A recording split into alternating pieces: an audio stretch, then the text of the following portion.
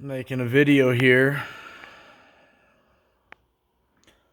I've been dreading and contemplating if I should. But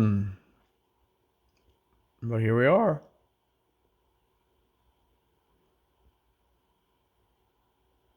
Anybody who had FOMO or envy or was just a hater back in the COVID days because we're getting after it, you don't fucking know me at all. You have no idea what I've had to overcome these past couple of years.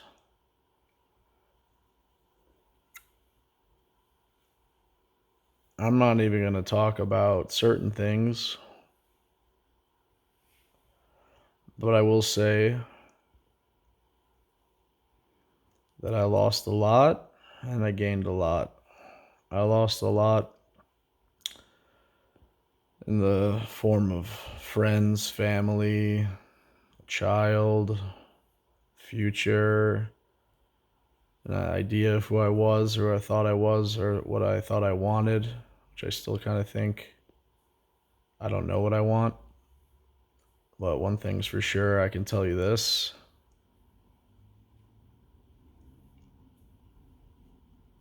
I can tell you that I can tell you that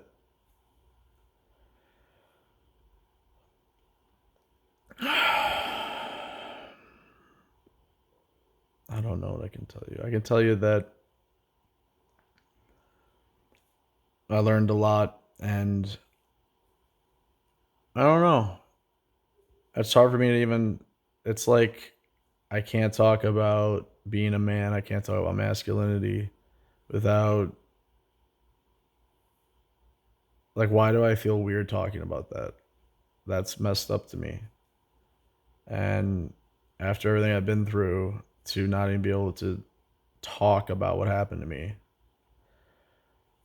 me says that there's something seriously wrong with our society and our culture that men have been just thrown away like trash. And I just, I don't know. I definitely was one of these people. And I hope to make this a video about, like a solution and not anything that isn't productive or is just woos me or negative. For me, what I learned as a solution as a man is that you have to have boundaries and the ability to say no, and that's paramount. Um, I think without that, society becomes pathological pretty fast. I think it's an old Peterson quote. You pathologize your existence, you pathologize yourself, you pathologize your society, and then if enough people do that, it's hell, something like that. And I think we're there. I think we're living in hell by and large. Unless you come from like an affluent family and you have a lot of family structure and a lot of support, it's becoming harder and harder for people to get on with their lives and prosper. And I think it's a direct attack on male masculinity because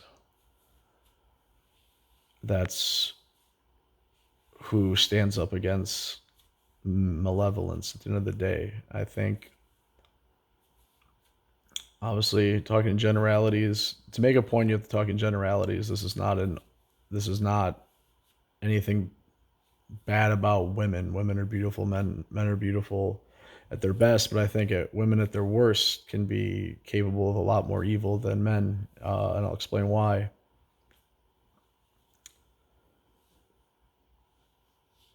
to the degree that women are more agreeable than men, which is, I think, statistically like I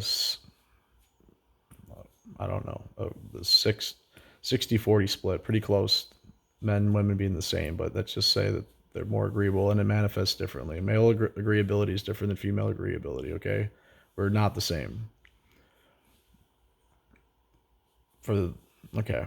So, to the extent that women are agreeable and it's a biological benefit for them to be that way, i.e., being less physically strong, i.e., being mothers and providers, nurturers is a better word for children.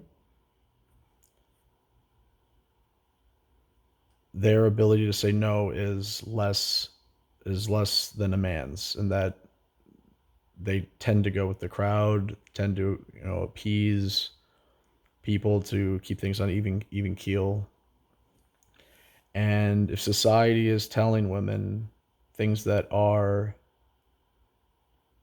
wrong and unhealthy, it's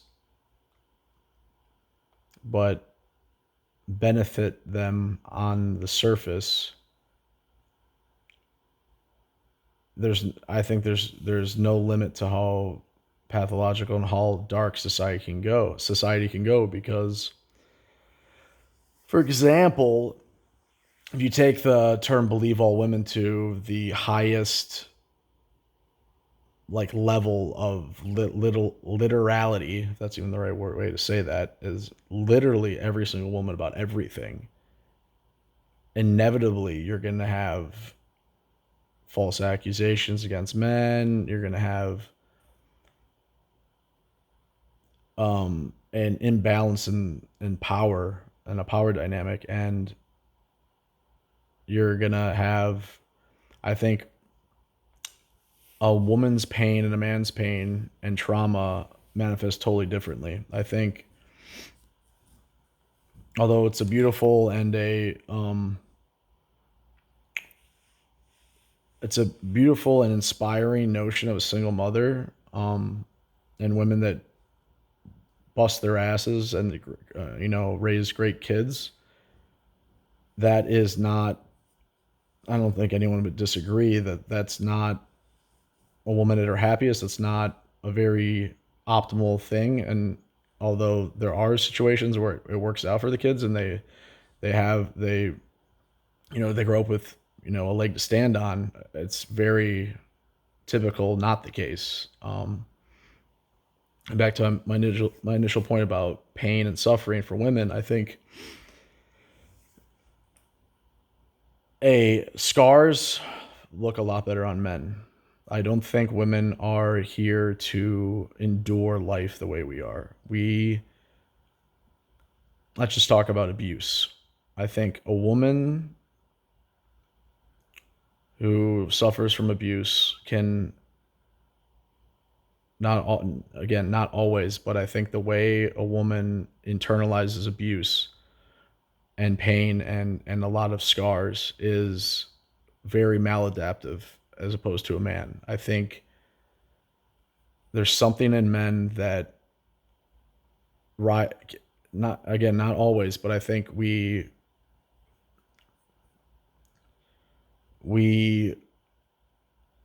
have something in us, in our blood, that is not quite masochistic, but we have an ability, by and large, to flip that pain into character. And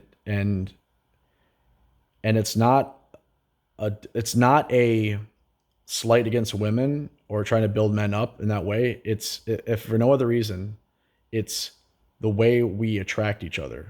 So let me explain.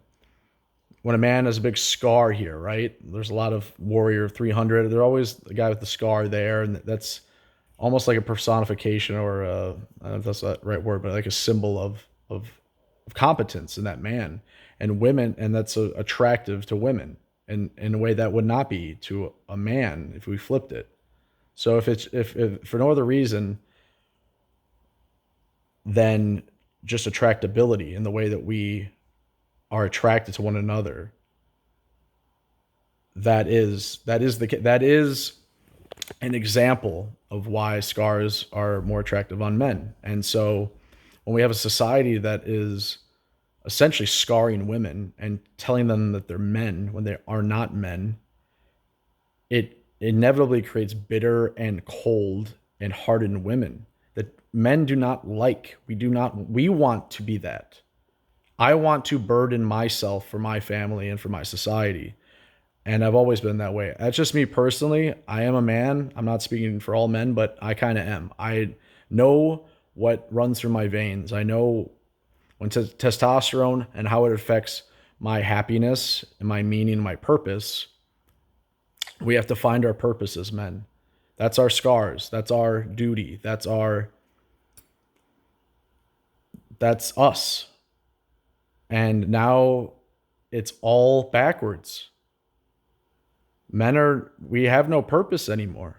Society has taken away our purpose. It has to be, it has to be like, men now are creating purpose through video games and porn. And it's like slaying the dragon through the video game and the rewards of the porn. It's sick.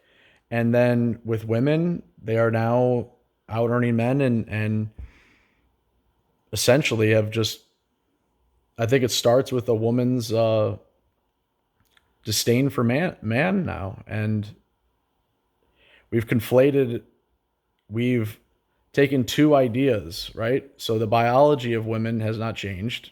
They want hypergamy and a man to out earn them and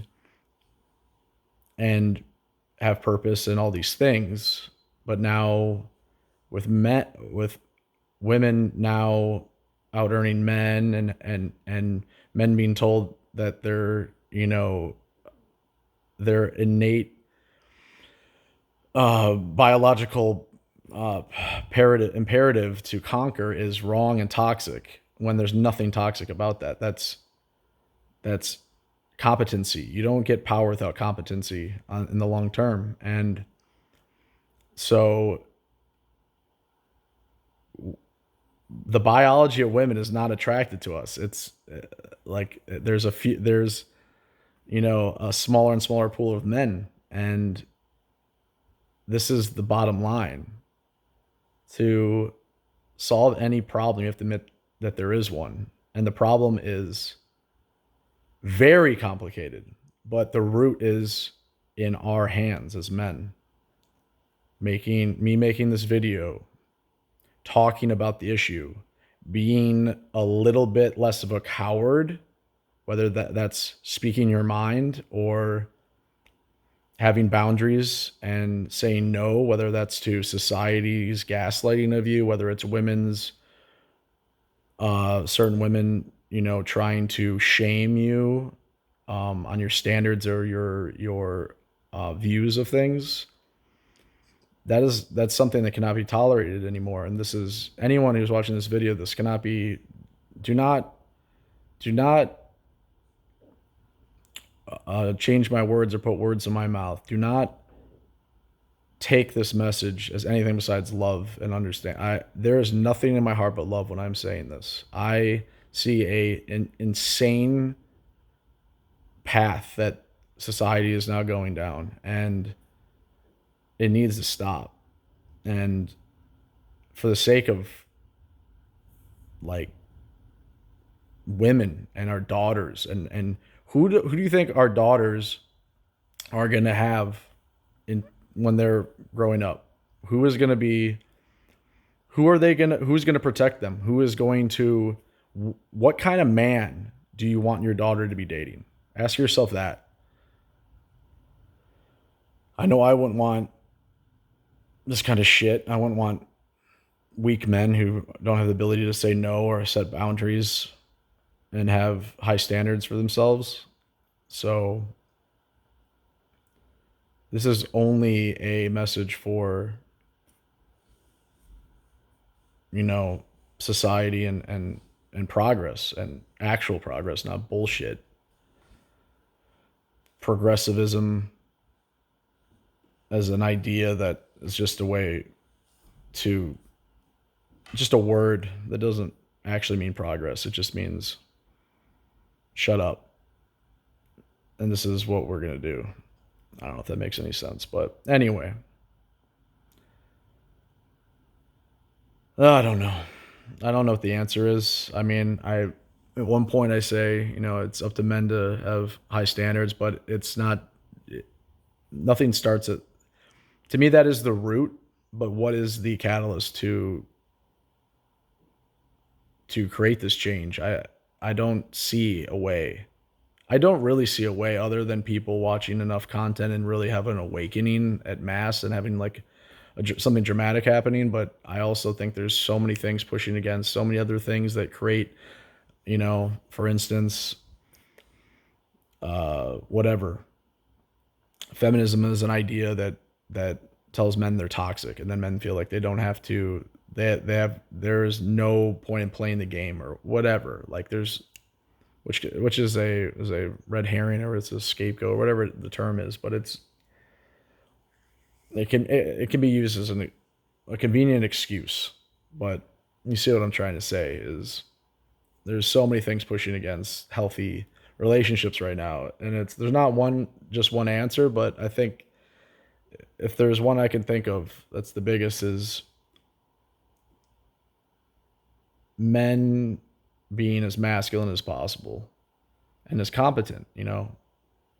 Part of masculinity is competency and emotional intelligence, and you hear men being more masculine. Again, it's like I say that I'm like, why can't I say that? There's so many of these just gaslighting and like just how do you say it? It's propagandistic ideas that are upside down world. I don't think you can't have happiness in a society without men that can say no, and this is the way it's going to be. And again, it comes down to authority. When men don't have authority, i.e., through society, their job, their families, you know, they just go the hell with it, and that's not what you want as a society. And it's not going to end well. So I guess this is a call to action for men to do the work, build yourself up every day, so that when the time comes, you can be there for the right partner, create families, create competency, create better people. As long as we are creating better versions of ourselves through our children, we have a chance. But it's not looking good. Um, and I don't think people give a shit. And to me, that's the most honorable thing you can do. Um, is create better versions of yourself. I mean, there's certain scars that can't be healed, and the most beautiful thing is giving a version of yourself a fighting chance to make the world a better place. That sounds like kind of like grandiose and kind of. I'm talking from the heart. Like that's my thing. That's what keeps me going. That idea. So anyway, I love you all. Take care.